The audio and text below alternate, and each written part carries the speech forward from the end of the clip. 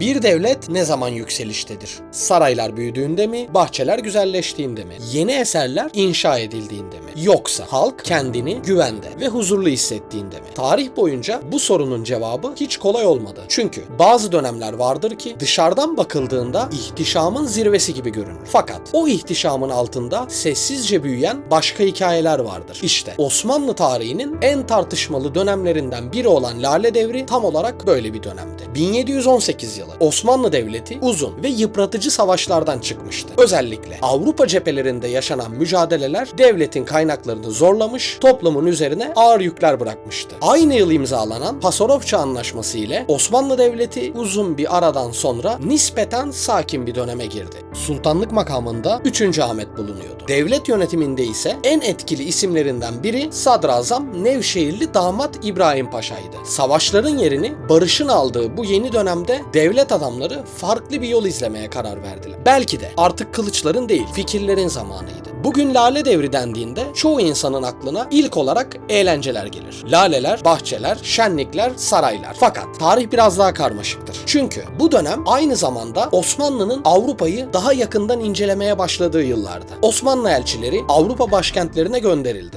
Yeni teknikler gözlemlendi. Farklı yönetim anlayışları incelendi. Devlet adamları dünyanın değiştiğini fark etmişti. Belki de ilk kez şu soruyu ciddi şekilde soruyorlardı. Bizim dışımızdaki dünya ne yapıyor? 1720 yılında Osmanlı elçisi 28 Mehmet Çelebi Paris'e gönderildi. Onun seyahat notları Osmanlı tarihinin en ilginç belgelerinden biri haline gelecekti. Paris'te gördüğü sarayları, parkları, bilim kurumlarını, şehir düzenini ayrıntılarıyla anlattı. Bu raporlar yalnızca bir seyahat günlüğü değildi. Aynı zamanda bir gözlem çalışmasıydı. Osmanlı yöneticileri artık başka ülkelerin nasıl geliştiğini merak etmeye başlamıştı. Bu aslında önemli bir değişimdi. Çünkü güçlü devletler bazen kendi başarılarına o kadar alışırlar ki dışarı izlemeyi bırakırlar. Ve belki de her büyük dönüşüm birilerinin şu soruyu sormasıyla başlar. Başkaları bizden farklı ne yapıyor? Lale Devri'nin en önemli gelişmelerinden biri de matbaanın kurulmasıydı. 1727 yılında İbrahim Müteferrika Said Efendi öncülüğünde ilk Türkçe matbaa faaliyete geçti. Bu gelişme bazen gözden kaçar. Oysa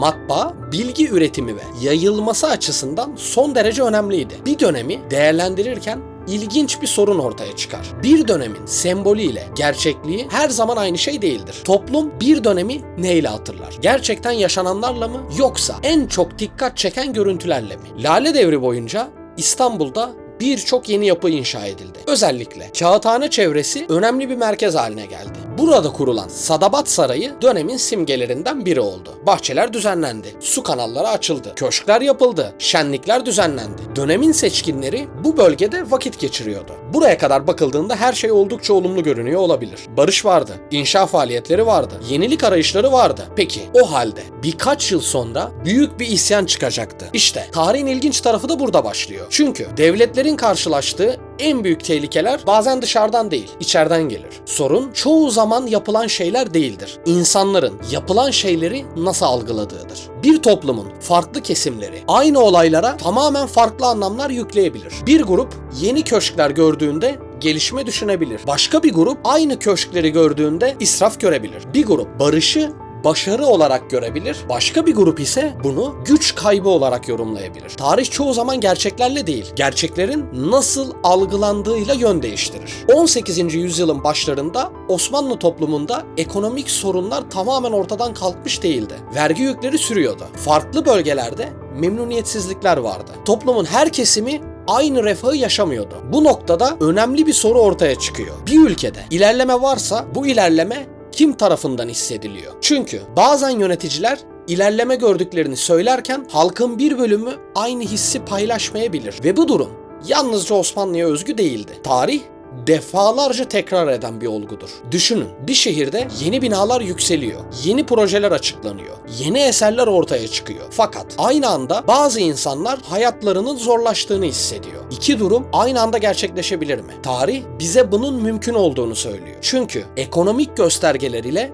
toplumsal algı her zaman aynı yönde ilerlemez. Bazen insanlar rakamlardan çok günlük hayatına bakarlar ve günlük hayat istatistiklerden daha güçlü bir hikaye anlatabilir. 1730 yılına gelindiğinde gerilim büyümeye başlamıştı. Sonunda tarih sahnesine bir isim çıktı. Patrona Halil.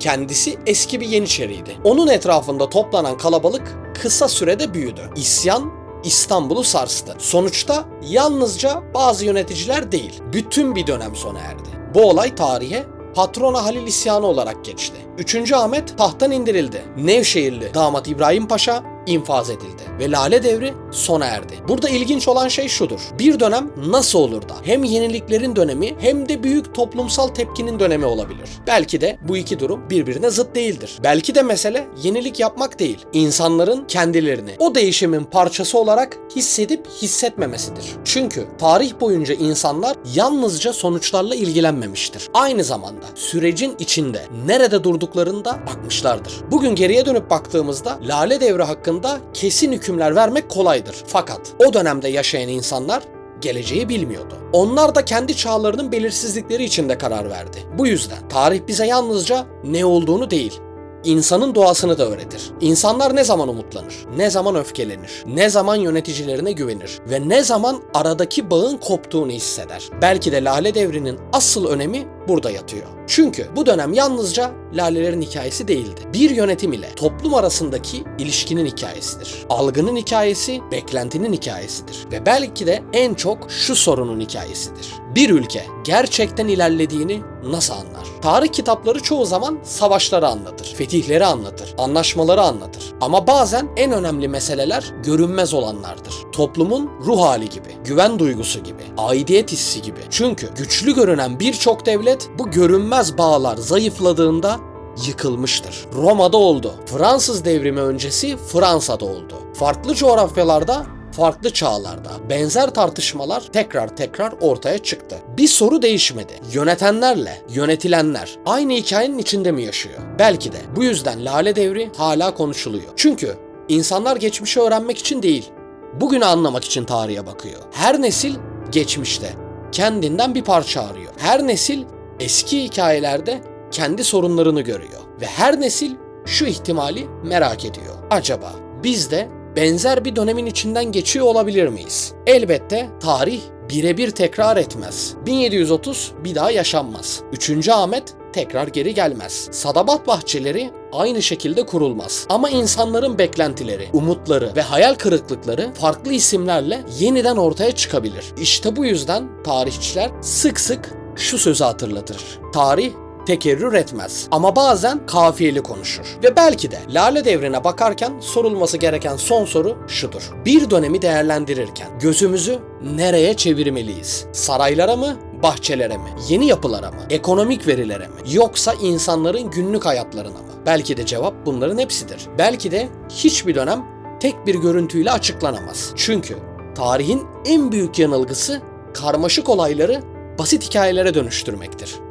Lale Devri sona ereli yaklaşık 300 yıl oldu. Laleler soldu, saraylar değişti, insanlar değişti, dünya değişti. Ama bazı sorunlar hala yaşanmaya devam ediyor. Bir toplum ne zaman kendini duyulmuş hisseder? Bir yönetim ne zaman halkının nabzını tutmayı başarır? Ve bir ülkenin gerçek gücü sahip olduğu ihtişamda mı saklıdır? Yoksa o ihtişamın arkasındaki insanların kendilerini o hikayenin parçası hissedebilmesine mi? Kararı her zaman olduğu gibi tarihe bakanlar verecek. Buraya kadar izlediyseniz teşekkür ederiz. Bu tarz içeriklerin devamı için bizi takip etmeyi unutmayın. Sıradaki videoda görüşmek üzere, hoşça kalın.